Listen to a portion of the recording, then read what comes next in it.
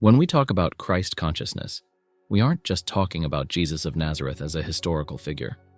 We're referring to a state of awareness, an enlightened perspective, where a person embodies compassion, unconditional love, selflessness, and a deep alignment with the divine. This isn't about a singular religious path, rather, it's about how each of us can become a clear channel for higher wisdom and boundless empathy, in tune with the universal presence often called God, Source, or the divine. You might wonder, is this state reserved for only a select few, saints, mystics, or spiritual gurus? Historically, countless spiritual traditions have spoken of awakened figures, the Buddha, the Christ, enlightened yogis, and so on. But the notion that only a handful of people are capable of such a state is slowly dissolving. Modern spiritual thinkers suggest Christ consciousness is accessible to all of us, regardless of our upbringing, personal histories, or even religious affiliations. Why? Because beneath our roles, our daily obligations, and our accumulated beliefs, there is a shared spark of the divine in each human being. Many of us live our lives feeling separated from each other, from our potential, and from any higher power we might believe in. We feel the weight of our personal struggles, our regrets, and our vulnerabilities. From this vantage point, embodying a Christ-like consciousness seems nearly impossible, like trying to climb the highest mountain without any training. But here's a liberating truth. The capacity for spiritual growth and profound love already exists within your own soul. You don't have to chase it in distant lands or wait for the perfect moment. It's an ever-present potential. Think of it as having a seed inside you that just needs the right conditions, like warmth, water, and nourishing soil, to flourish. Over the course of this talk, we'll explore the practical and philosophical dimensions of Christ consciousness. We'll talk about whether every single person really can obtain it, and if so, how. We'll look at the inner work, the emotional resilience, and the consistent practice required to tune into that divine frequency. By the end, you should have a clearer sense of whether this journey resonates with you and how to start, or continue, walking that path. Before we dive deeper, let's unpack what might stand in the way of experiencing Christ consciousness in our daily lives. One of the biggest roadblocks is the hustle and bustle of our routines. We wake up, rush to work or school, handle countless responsibilities, and then come home tired, seeking quick comforts and distractions. In this merry-go-round of obligations, it's easy to forget to cultivate mindfulness, self-reflection, or prayer, the very avenues through which Christ consciousness can emerge. Another key obstacle is our attachment to the ego. Ego isn't just arrogance or vanity. It's the collection of identities we cling to, our job titles, our roles in the family, even our opinions and beliefs about the world. The ego constantly demands validation and can lead us into cycles of comparison, blame, and fear of losing control. Cultivating Christ consciousness involves gently unpeeling these layers, like removing onion skins, until we reach a place of authenticity and spiritual humility. This doesn't mean destroying the ego or having no personality. It means recognizing that our deeper identity is rooted in our universal connection with the divine. So how do we water this seed of higher awareness within ourselves?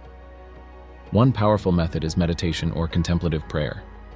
When you create space to quiet the mind and listen, truly listen, to the whispers of your heart, you open a doorway to something greater. This practice could be as simple as sitting in silence for a few minutes each morning, focusing on your breath, or repeating a prayerful mantra. The goal isn't to achieve immediate bliss, it's about creating a consistent daily ritual that aligns your mental, emotional, and spiritual state with higher truths. Service to others is another profound avenue. Jesus himself exemplified loving service, caring for the marginalized, and uplifting those in need.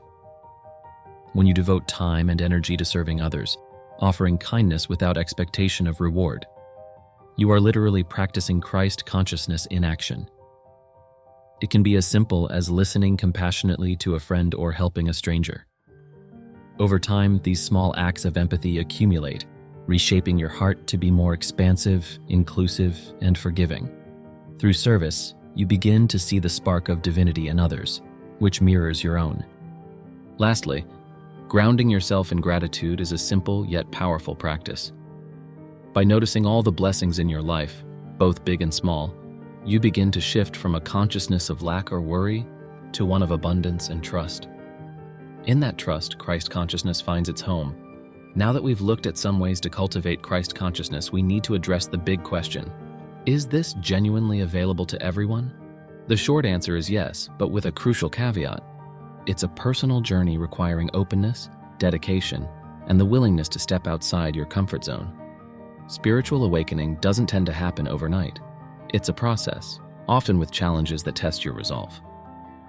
You might struggle with old habits, limiting beliefs, or painful memories. Yet each time you choose to center yourself in compassion and humility, you're inching closer to embodying that divine presence within. Let's not forget that humanity is diverse.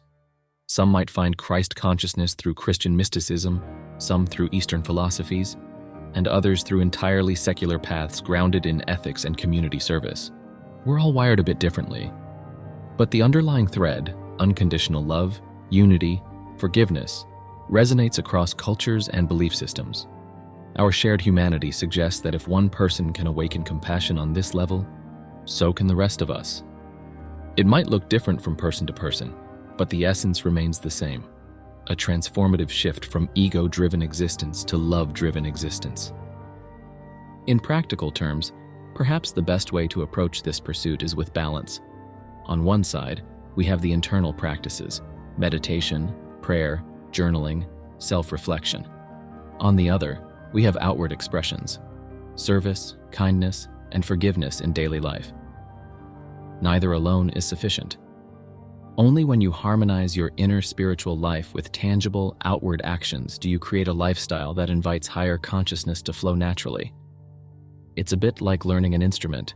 You can read all the theory you want, but unless you sit down and practice the scales, you won't develop the actual skill.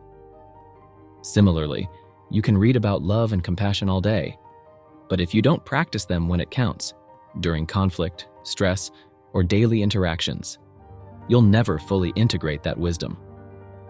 Ultimately, Christ consciousness is not about becoming flawless. It's about recognizing the limitless love within you and striving to align with it daily.